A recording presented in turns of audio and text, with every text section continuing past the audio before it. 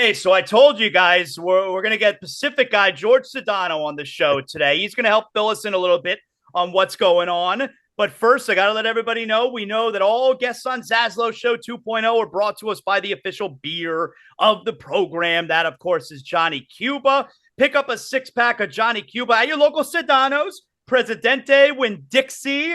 If you're looking for Johnny Cuba in your area, you don't have any of those stores, you send me a message. My man Juan, he will tell me exactly where you can pick up Johnny Cuba in your area. So you can hit me up at ZASLOW J on Instagram, where I'm an influencer, or of course at ZASLOW Show. I'll tell you exactly where to go to pick yourself up a Johnny. Remember, always drink responsibly. And of course, Johnny Cuba's mantra, stay tranquilo. Hello, Jorge Sedano. Thank you for joining us here. I know it's super busy. Is this process fun for you? Because Saturday when the Lillard stuff came out, it's so goddamn obnoxious where my brain says, hey, it's been 2 minutes. Go refresh and check Twitter again. It's so obnoxious, Well, but you're an influencer, so you would get that information before any of us, I feel like, because you're an influencer, I kind of I went through. Now it only lasted 30 minutes, but I was like, I'm not checking anything. I just let me know when it's over. And that lasted 30 minutes. Yeah.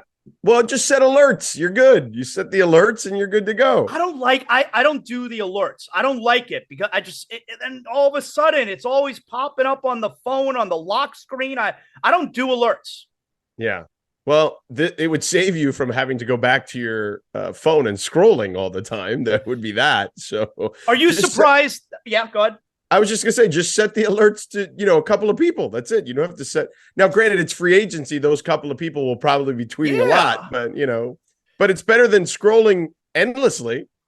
What do you make of the reporting with the NBA? I feel like there's a little, now more than ever, there's a bunch of stuff that grosses me out about some of the reporting. I think there's a shadiness involved. So I'm not going to name names because I don't want you to, have to comment on that and then you get uncomfortable. But I think there's a shadiness element to it. I also think there's a, hey, let's make stuff up element to some of it as well. What do you make of the reporting across the NBA, which really does feel different from the way that the other sports are handled when it comes to reporting? See, I don't think it's all that different, to be honest with you, because I think that if you look at reporting, particularly in 2023, there's just different sides, and those different sides are going to give information differently, right? So, for example, the agent could give a reporter some commentary and some insight, and the reporter is going to report what the agent told them, right? That's part of the job. Now, another reporter on the same story may get a different piece of insight from a general manager or a head coach, right? And then another reporter could get that same insight, but have a different perspective because it's the player. So there's just a lot of different sources now. So I think that that's part of the equation, and you just have to kind of figure it out along the way. I don't think any of it is untrue. I'm not willing to go down that path. I just think that the perspective is different depending on who's presenting the information. What do you make of the Heat fan being a little bit sensitive right now to the idea? I mean, that's new. Come on. but right now, the Heat fan is very sensitive to the idea that all the reporters and analysts are trying to steer Portland away from dealing with Miami. Well, I don't know about the reporters. I would say the analysts, that their job is to opine, right? So now there are some people that blur those lines. So I guess there are some people that technically are reporters, but also are pundits. I would say the majority of the reporters, particularly in the NBA, are just reporters. The guys that break the news are just reporters. They're not pundits. But there are a few that I guess blur those lines. And look, man, you know what? This is the deal, okay? If they don't want Dame to end up on your team for whatever reason, who cares? They're not going to influence anything. That's normally my attitude, where it's like, all right, they don't like the Heat, whatever. Who cares, right? Yeah. If let's just get this, and again, let's just make up a name, right? Joe Johnson, right? Joe Johnson is a pundit for ABCDFG Sports Network, okay? And that guy is prominent on the internet, right?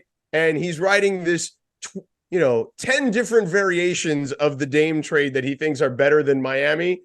Who cares? The guy just wrote a 2,000 or 3,000 word story to annoy you. Okay, great. Then he's done his job. He got you to read the 2,000 or 3,000 word story. So just don't worry about that stuff. Like, who cares? I think Portland secretly was happy when Lillard finally said, I would like a trade. Do you agree? Oh, yeah. I think that these two sides have been trying to not be the bad guy for easily 18 months, it feels like. And I think at some point, somebody just had to be the bad guy.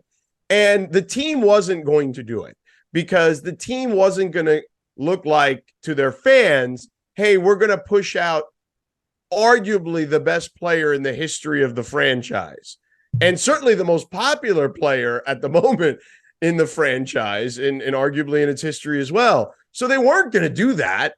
So it was always going to have to be Dame or his agent or a combination thereof, because that's just the way this thing was going to work. So eventually Dame was going to do it. And look, if you read the internet as you were scrolling endlessly for 30 minutes at a time, you'd see, I would say, at least on my timeline, what I read, the overwhelming majority of Blazer fans are like, Dame, we love you. We're always going to love you no matter what. Go do you, man. It's all good.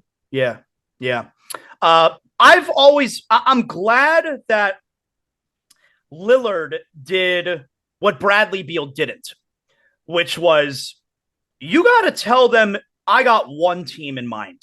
That you got to streamline it to exactly the place that you want to go. When Bradley Beal says, I'll go to Miami or Phoenix, that's how the Heat lose out. So Lillard says, I want to go to Miami, but still there is a part of me that is, and I've been steadfast on this for weeks. It makes me nervous that we're just hoping that Portland does the right thing, the right thing.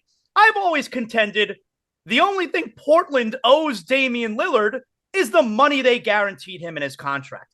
That's all they owe him. But there are other things that can really backfire on Portland, one of which I was explaining earlier is, and I don't know who represents Damian Lillard. Aaron Goodwin. Oh, right. I was good. Yeah, okay. Aaron Goodwin can go to the Blazers. If you fuck my client, I will never steer any of my clients in your direction ever again. Like, just as an example, that's something that can happen if they don't work with Lillard here. Do you agree with that? That those are the kind of messy things that can happen if they don't give him what he wants? 100%. And I would also add that other players, even if they weren't Aaron Goodwin clients, would be like, this is the way they treated Dame. Right. I mean, did you see the Marcus Smart story from yesterday where he talked to the Memphis media and they asked him, were you surprised by the trade? And he said, yeah, I was pretty shocked because a week or so before they had told me we're all good and I wasn't going to get traded. So, yeah. And so I quote tweeted it and said, remember this story when the term loyalty comes up with NBA players, where, a team literally a week before tells the guy, and he's not just some guy, like he's a big part of what they've done, right? And tells him, no, you're good. And then they trade him. So it's that to me. And players don't forget that stuff, particularly star players. Now, obviously, there'll be somebody eventually that would take Portland's money, but I think in the short term, it would hurt them. Even a couple of their beat writers and guys who work at the Oregonian have been tweeting a lot and doing their podcasts. And if you find them, they will tell you that they think the team would be committing suicide in that. See, that I think is actually really interesting and important, because I think that carries some weight. If they do the wrong thing, in their mind, and then you got guys who on the front page of the sports section in the Oregonian are routinely crushing the team for not treating the star player properly. Like, I think that has some influence. Yeah, I don't think it's a small thing by any stretch of the imagination. I do think that it matters to some extent for sure. So, yeah, I just think that I think that, to your point, it's not a good scenario. Plus, Dame and his agent, I mean, we've kind of skipped over this, which is also a big part of this. could just tell, let's say Boston wanted to trade for him and they were like, whatever. And it wasn't Jaylen Brown, right? Because that one would be the tough one, but I don't see them doing that. But let's say they were going to trade, whatever, Robert Williams and a bunch of picks or whatever. Then, Dame and his agent could just tell Boston, hey, Brad Stevens, don't do this. You're going to commit suicide with all these assets you're trading because I'm not going to report. Which, by the way, if you go back into Heat history, has happened before. Now, it wasn't a player of Dame's stature at that time, but it was Alonzo Mourning. Remember, got traded to Toronto from New Jersey, did not report, and then eventually became a member of the Heat at a time when Shaq was already there. Yeah, it was 05. So we've seen this stuff before play out, and Miami has been involved. So, I mean, it sounds like you believe I believe he's going to end up in Miami. It sounds like you believe he's going to end up in Miami. How long do you think this thing could stretch out? Because I feel like both teams are going to want to get about their business, It could be a while. Really? Yeah, I think it could be a while. I mean, there's not a lot of business left to attend to. You know what I'm saying? I think most of the prime guys are gone. Now it's pretty much just dealing with Dame's situation and James Harden's situation. So I think there's that. By the way, the reporter from the Oregonian that I was referring to was Aaron J. Fentress, 2 S's at the end, Fentress. And he's been very adamant about how Joe Cronin is not doing, if he does decide to trade him somewhere not Miami, that he's making a huge mistake. And you can just go through his timeline yourself to see. And also, it's not as if the Heat are going to be offering up peanuts. Like, the Heat can totally put together a very nice package. They got a bunch of draft picks. They got between the guy they just selected now and the guy they selected the year before, you could spin that as here are essentially 5 first-round picks, Right. But Jaquez, the thing with Jaquez, since he just signed, can't be traded for 30 days. So right. So what did you make of that? Do you think that means that they're not going to be including him in a deal, or they want to be able to use the salary? So technically the trade wouldn't commence for 30 days, but they want to be able to use the salary because otherwise it would have just been draft rights, no salary. I don't know. I don't know the answer to that, but my guess is they could. I think it's the latter in this situation where they would be able to commit the salary. Yes, but they'd have to wait until, I don't know, August 1st or whatever it is. Yeah. Yeah. That happened with Andrew Wiggins, you remember. Right. Yeah. Right. So, I think that's part of it. But yeah, I just think that for all this chatter that Dame doesn't have any leverage because he doesn't have a no trade clause. Yeah, I don't buy that. I think him and Aaron Goodwin have plenty of leverage because they can tell other teams, we're going to nuke this thing. We're not going to report to your team. Yeah, and who wants that mess? Yeah, nobody who wants that mess. I was annoyed on Friday night when the Heat lost Strus and Vincent. The part that's annoying to me was, and I like that the Heat have seemingly learned their lesson where it's like, look, these guys have great value when they're making the minimum. And then when we develop them and we have to pay them $15 million a year, it's not a value contract. We got to move on. So, I totally get that part. And I think the Heat actually did a really good job on Friday nights because I'm making the case that Richardson is even better than Gabe Vincent. And we're getting him for a minimum contract. I think you can make that case if you want to. But anyway, that's besides the point. I was upset on Friday night because I feel there's something wrong with this system.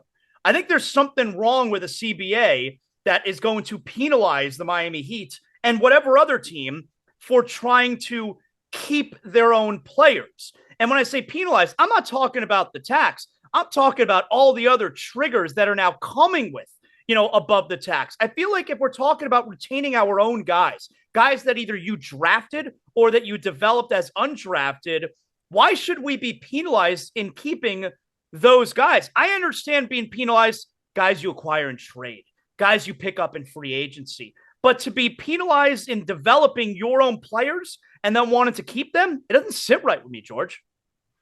Yeah, it's tough. I don't think there's an easy fix to any of that, though, because I remember Pat Riley years ago saying that there should be one designated slot for a max player that doesn't count against your cap. And So there's a lot of different ways that I think people could attack this, but I just don't see that changing anytime soon, because I think the Players Association, and this is just speculation on my part, wants the marketplace to be as high for these types of players as possible. So you're going to get, Max Strus making nearly $15 million or Gabe Vincent making $11 million. So I just don't see that changing anytime soon. Although I do see your point. You should be allowed to retain some of the guys you developed or drafted, et cetera. And maybe there's something in another CBA for that, but I don't see that changing, at least not in the immediacy after signing this one, and perhaps not even in the next one. Do you think this is working out the way that the players wanted it to? Because I feel like because of the tax and because the punitive measures when you pass the first apron and the second apron, you got guys, for example, Fred VanVleet, who's getting the big money, $40+ million a year. And then you're getting some other guys who are having to sign for minimum contracts because the punitive measures are so high. And that gap between a Fred VanVleet all the way up here and whatever player X all the way down here, like, I feel like there's got to be an in-between there. It's all or nothing, it feels like. No, this is happening in all of sports, really, that have a hard cap, right? It's the middle class of sports. It's great for stars, and it's not great for everybody else. Right. But by the way, that's happened in real life, too. Like, just forget about sports. The middle class has been squeezed in real life, too. So I think that that's just another example of it just popping its head up in sports, right? But that's what's happening in real life and what's been happening in real life for 20 years or more, maybe. So I think that sports has just been behind the curve in that scenario. And yeah, there's going to be just kind of the haves and then the have-nots, right? And you're going to have to scratch and claw for every little bit, which is why players like Max Strus or Gabe Vincent, et cetera, are going to take the money when they can take the money. And the Players Association is just going to say, okay, this is just the way it's going to be, because we want salaries to go up. And yeah, there'll be some guys that'll get the short end of the stick, but for the most part, salaries are going to continue to go up. Worst deal you've seen so far? Worst deal? I don't know. That's a great question. I don't think there's any really bad deals. I don't know. Give me one and I'll tell you what I think about it. Well, okay. So here, maybe Dylan Brooks for $20 million, if that's true. So like one of them that look, I get it, but Desmond Bane just got 5 years, $207 million. Right, but if you're them, you have to pay your guys to keep them. Like, you know what I mean? Like, that's just the economy of being in a small market, and they're in an ultra small market, right? Mm-hmm. Like, they're not your traditional small market team. Tyrese Halliburton just got $260. He's never played a playoff game. Right, but Tyrese Halliburton is going to be a star. Really good. He's really good. I would be more than comfortable paying him that, because I think he's going to be a superstar. Like, I think that's how good he is. It's just wild where it's come from, where, man, like when a max contract first became a thing, like 15, 20 years ago, whatever, it was like, all right, there's 3, maybe 4 guys in the league who are max players. And now it's just everybody's a max player. Everybody. Yeah, you gotta keep your guys, and I think that that's part of the equation. And remember, a lot of that was also accounting too, right? Because you want to use that salary to potentially get you something else, et cetera, et cetera. So I think that's part of it. Look, when the Heat signed Tyler Hero to that 120 max, which is a great value now. Look at all these other deals. Oh, I disagree. Really? I don't think it's great value. Yeah, I actually think most teams look at it, him, Jordan Poole, Anthony Simons with the Portland Trailblazers. And I think they look at those deals and are like, we can't pay our third player in this CBA $30 million. Like, we can't do that if we're not sure that guy's going to be a star. And I don't think that Tyler Hero is that. Like, I think he's very good. And I think that's why Portland doesn't want him, on top of the fact they have a glutton. Oh, I just think there's overlap. That's why. No. I think they have a glutton of guards too, but I also don't think there's a huge market for Tyler Hero either. So I think that's part of the challenge with the Heat finishing this Damian Lillard deal off. That's interesting, because why the Nets are important. It's interesting because the way that I look at it, it's like, would you rather have Tyler Hero at $27 million per, or Fred VanVleet at 42 million per? And to me, like, that's such an easy question. No, I would rather have Fred VanVleet. Really? Yeah, 100 times over, because he plays defense. He's actually won a championship. I mean, he was incredible in that finals with against Golden State. And yeah, I have no issues paying him $40 million. And because I think he's a better player than Tyler Hero. Wow. Finally here, George, what team do you see making moves? Like, man, I don't understand what they're doing. No, I don't know. Hold on. Let me think. Because I don't like what Houston did. And the reason I don't like what Houston did was they have so many young guys, and now they're you need vets. You need vets at some point. But do you need vets at all that money? Like, and vets who, by the way, can't come off the bench. VanVleet and Dillon Brooks have to start on that team making that money. They have to.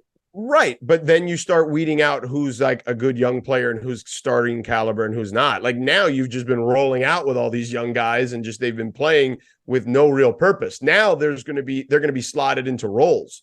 Obviously Jalen Green is going to be a starter, right? Guys like that.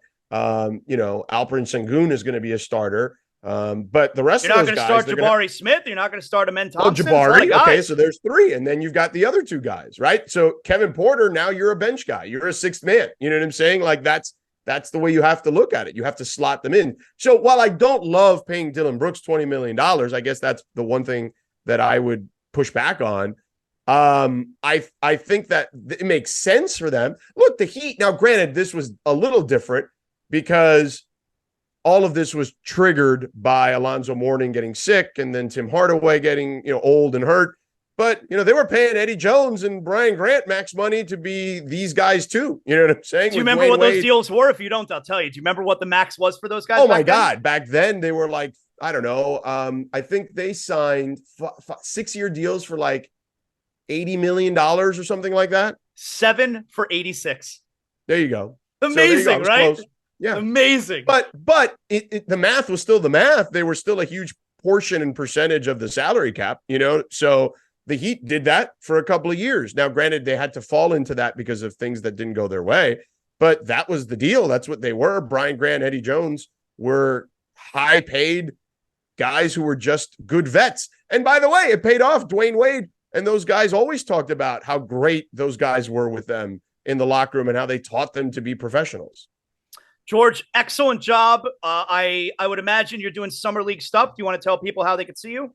Yeah, I'll be there for the first couple of days, the 7th through the 10th, and I'll be on the sidelines with a number of different broadcast groups, and then we will. So we'll be on Wemby Watch and Scoot Henderson and the Thompson twins. I'll have a bunch of those guys in a lot of those games early on, and then I'll be flying back the last weekend for Sunday, Monday, which are the semifinals and the championship. And I'll do those broadcasts on ESPN2 or ESPN as well with Mark Jones and JJ Redick at the end of the Summer League tournament. So there you go. Awesome. Great job, George. Thank you, man. I appreciate you taking the time today. Thank you for having me on, Mr. Influencer.